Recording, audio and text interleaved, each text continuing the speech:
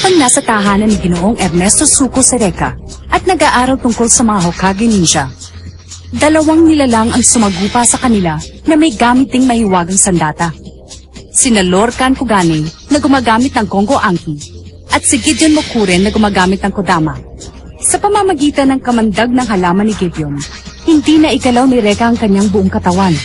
Maging sina Ira at Max ay walang nagawa sa kapangyarihan ni Gideon. Tinangka pa rin ni Reka na iligtas si Ana, subalit hindi ito nagtagumpay. Ang bangis ng mandirigmang si Kurei.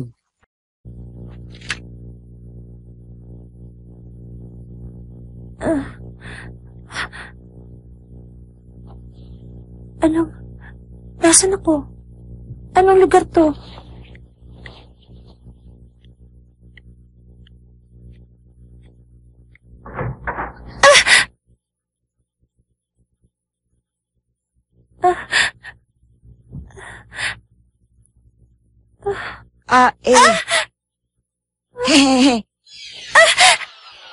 Sino ka? Pasensya ka na. Hindi ko naman alam na matatakot ka eh. Eto ng mga damit mo. Malinis na. Maraming salamat. Sila ang mga tumukot sa akin. Ayoko naman talagang gawin yun eh, lalo na yung saktan ka. Kaya lang, kailangan naming sumunod sa bawat utos ni Kurei.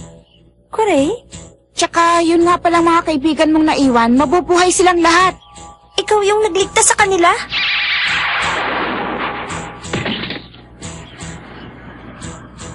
Anong nangyari sa asawa ni Mr. Suko? Siguro naman okay na yun ngayon. Siguro? Ano bang gusto mangyari sa akin ng Kurei na yan? Ako na ang bahalang magpaliwanag sa kanya.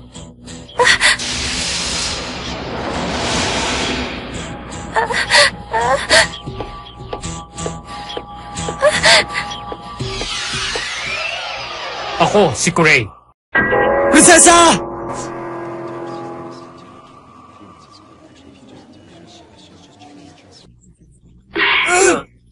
Sira ka ba? Nasa ospital ka? Ang ingay-ingay mo? Hindi niyo naman kailangan gawin yun eh. Ospital? May tumawag sa akin sa bahay. Nasa ospital ka raw dahil nakipag-away ka sa mga kaklase mo. Uli-uli, pag makikipag-away ka, huwag mo nang idamay ibang tao. Tignan mo, bata ka. Pati tuloy sina Ira at Mrs. Suko nasaktan dahil sa'yo. Ira? Max? Ang laki tuloy ng babayaran ko. Wala pa ring malay si Mrs. Suko. Pero sabi ng doktor, ligtas na raw siya. Kailangan na lamang niya magpahinga. Teka nga pala, nasaan ang prinsesa ko? Dinukod nila si Ana. Anong sabi mo? Ito ang palasyo ng aking ama sa gitna ng kagubatan. Ilan lamang ang nakakaalam ng lugar na ito. Ngumiti ka naman, Ana. Sayang ang ganda mo. Ipagpamanin mo nangyari kanina. Yung babaeng sinasabi mo. Ligtas na siya at nagpapahinga. Huwag kang mag-alala. Walang nangyaring masama sa mga kaibigan mo dahil hindi ko ito pinahintulutan. Salamat at walang nangyaring masama sa kanila. Yan si Augustus Mori, ang aking ama. Marahil ay pamilyar sa iyo ang kanyang mukha dahil siya ang kilalang pinuno ng Mori Foundation. Naalala ko na. Madalas ko siyang makita sa TV. Siya yung mayaman na mapagkawang gawa. Alam mo ba kung paano ang pinakamabisang paraan para kumita ng maraming pera? Gamitin mo ito sa mga masasamang paraan, sa pandaraya, pangingikil, at panlilinlang. Kung kinakailangan tapakan at durugin ang sinumang humadlang sa iyong daraanan. At minsan, kakailanganin mo rin ang pumatay. Sa ganoong paraan nakamit ng aking ama ang kanyang yaman at kapangyarihan. Ako naman ang tumatayong kanang kamay at tagapangasiwa ng lahat ng ito. Ang ibig niyang sabihin, nakapatay na sila. Huwag kang matakot sa akin, Ana. Ang mabuti pa inumin mo na muna ang iyong tsaa bago yan lumamig. Dito sa mundo ay may mga nilalang na saking at walang kasiyahan. Ganyan ang uri ng aking ama. Buhay! Buhay na walang hanggan! Bakit pa kailangan tumanda? Bakit pa kailangan mamatay? Bakit kailangan matapos ang buhay? Hindi yun mangyayari! Sa akin! buhay na walang hanggan, kayamanang walang katapusan, mga nilalang na nasa ilalim ng aking kapangyarihan! Alam ko mababaw ang kaligayahan ng aking ama. Subalit, nais ko mapagbigyan ang lahat ng kanyang kahilingan. At ikaw, Ana, ang susi ng lahat. May kapangyarihan ka magpagaling at ang susi ng buhay ng walang kamatayan ay nasa iyong mga kamay. Yan ang paniniwala ng aking ama. Hindi ko alam ang sinasabi mo. Pauwiin mo na ako.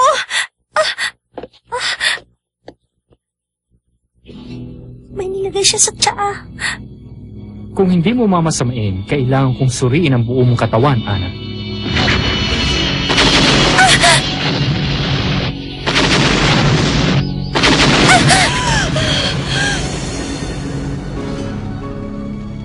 Pareho sila ng kapangyarihan ni Reka.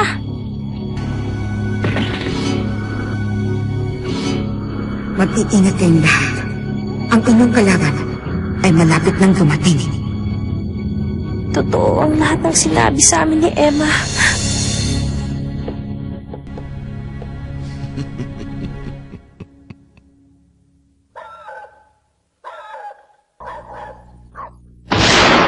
Emma Kagihoshi! Magpakita ka sa akin! Hindi ba lagi mo ako binabantayan? Ngayon ka magpakita sa akin! Nasaan ka na? Tinatawag ba niyo yung nakakatakot na babae? Max naman, sino pa sa akala mo? Nung una, kami ni Ira ang pinaglaban mo. Sumunod, kami naman dalawa ni Dylan. Sabihin mo nga sa akin kung paana mo lahat ng ito. Sabihin mo!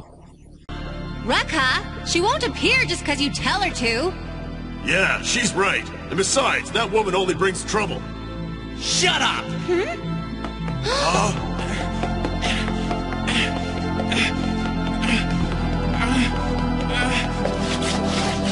Damn! What you doing, princess? Oh, Rekha. Get out here right this second!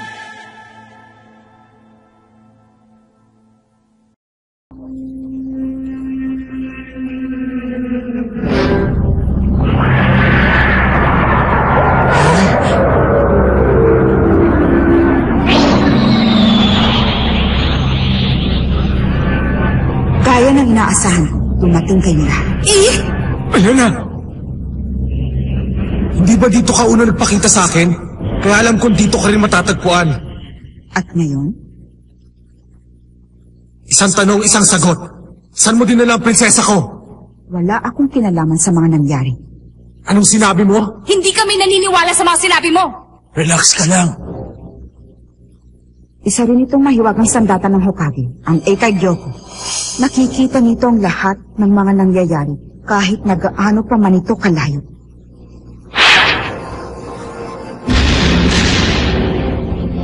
Yan ang naganap 5 oras nang nakakaraan. Prinsesa! Saan yan? Ang palasyong yan ay nasa gitna ng kagubatan. Bibihira lamang ang nakakarating dyan. Eh, sino naman ang taong yan? Pangit siguro kaya nakamaskara. Ang kanyang pangalan ay Kurei. Kure? Si Ana at ang guro ninyo ay ginukot ng mga tauhan ni Kurei. Ano naman ang ginagawa nila ngayon? Sa kasamaang palad, hindi ko makita ang loob ng palasyo. Pero sigurado ko na hindi nila papatayin si Ana dahil interesado si Kurei sa kapangyarihan ni Ana na magpabaling.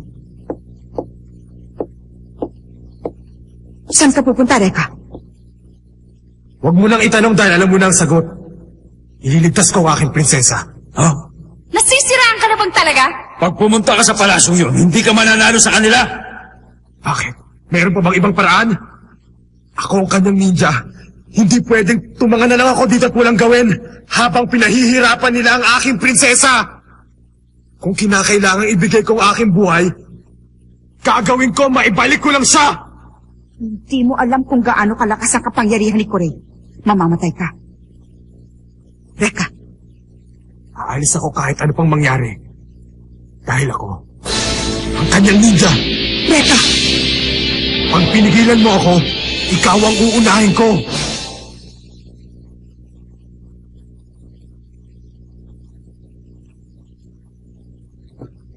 Nauunawaan ko. Pero ipangako mo muna sa akin. Ano yun? Kapag nalaman mo na ang kapangyarihan ni Kure ay mas malakas kaysa sayo, umatras ka ng laban. Umatras? Hindi ako ganong klaseng tao! Paano pag namatay ka? Sinong maiiwan para magligtas sa kanya? Kailangan mo matutong maghintay ng tamang panahon. Yan ang ibig sabihin ng nin sa salitang ninja, ang maghintay. Alam ko, Emma. Maraming salamat sa payo mo. Akala ko kasi nung una kalaban ka, pero ngayon iba na ang tingin ko sa'yo. Emma? Ha? Marami akong gustong malaman. Sana ikaw na ang sumagot sa mga tanong na yun sa pagbalik ko. Oo.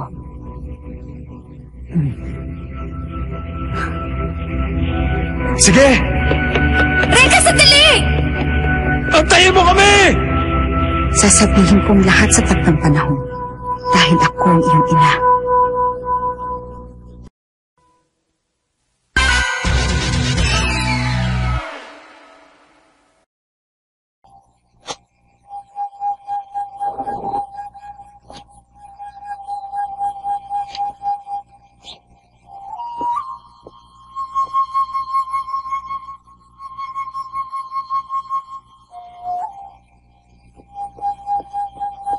Ang badoy-badoy naman ang suot mo, pare. Anong ginagawa mo rito? Siyempre, sasama kami. Anong pinagsasasabi nyo? Para sa akin lang ang lakad na to at hindi kayo pwedeng makialam. Masyado ka naman swapang, Reka. Kailangan ko rin makaganti sa halimaw na yon. Ganon din si Ira. Kaya huwag mong sabihin para lang sa'yo o kaya kay Ana. Para din sa akin. Para din kay Ira. Naintindihan mo ba, ha, Reka?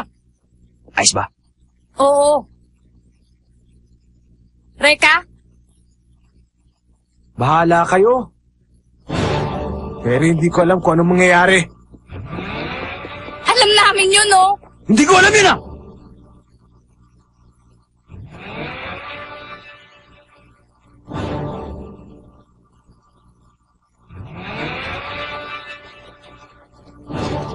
Antayin mo ako, prinsesa.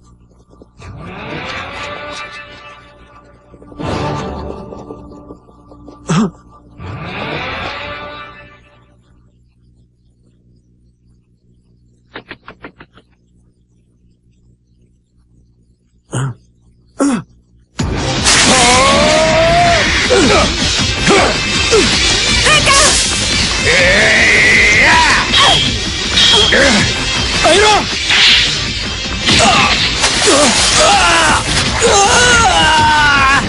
Max!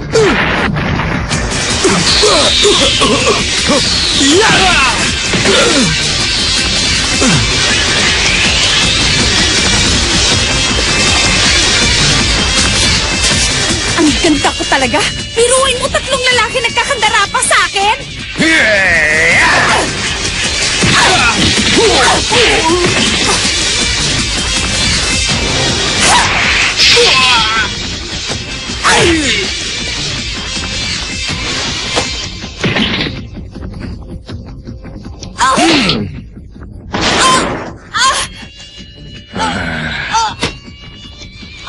Akala mo ba hindi kita papatulan dahil babae ka?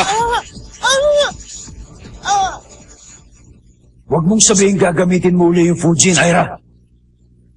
Gusto ko ring lumaban, Max. Paano kung mawala ka ulit sa sarili mo, gaya nung isang araw? Hindi ako ganon kahina. Kapag sumuko ko ngayon, mababaliwala ang lahat ng pinaghirapan ko at hindi ko matatanggap yon. Ira.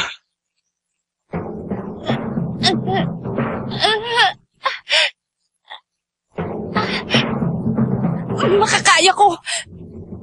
Hindi ako patatalo sa'yo. Kaya ko.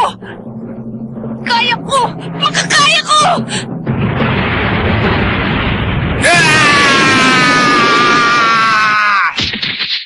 Ha? Wala naman nangyari sa akin. Ha?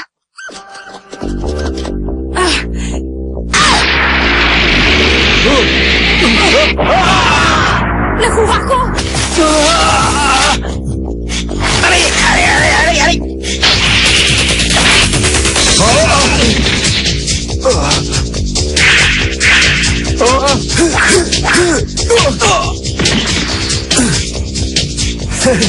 Reka!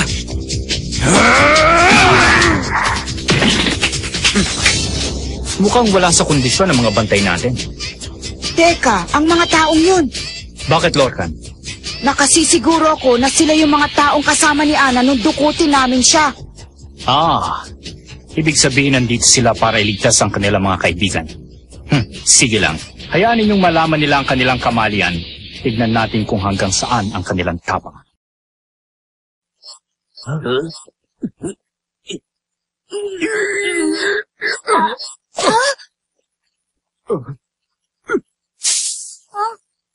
Ano nangyari sa mga yun?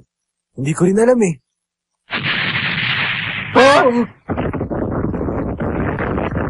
Mga paputok!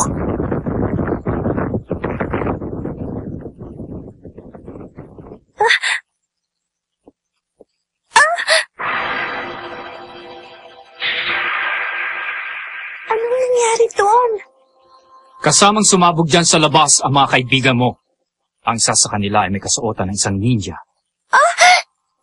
Si Reka. Hindi. Sabi ko naman sa'yo, walang sino man ang makakahadlang sa akin. Hindi totoo yan. Minsan ko na silang pinagbigyan pero hindi pa rin sila nagtanda. Tama lang ang nangyari sa kanila. Ganyan din ang sasapitin mo kapag hindi ka sumunod sa akin. Hindi. Sumunod ka lang sa akin at hindi ka masasaktan. Anong?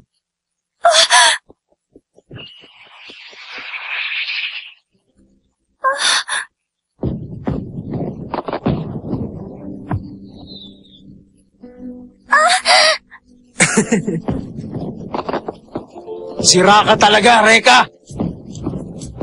Nagpalabas ka ba naman ng mga paputok mo eh? Ngayon alam na nila. Tapusin na natin to. Oo! Mas masaya ito kesa sa inaasahan ko.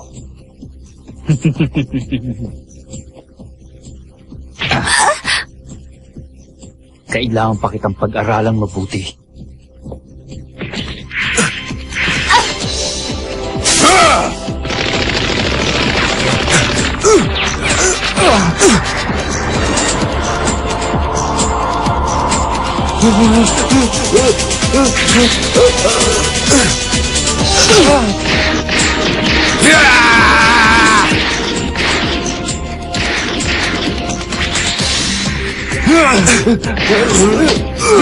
Nasaan ang prinsesa ko? Pasok na!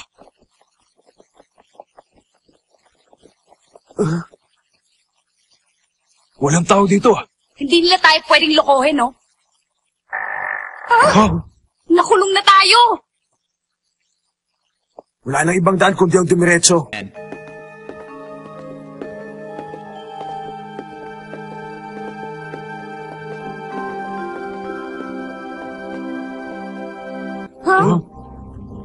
Ano yan? Eh di statwa! Alam ko yun, no? Pero, bakit naman nakaharang sa dinadaanan natin? Di bale, tayo na!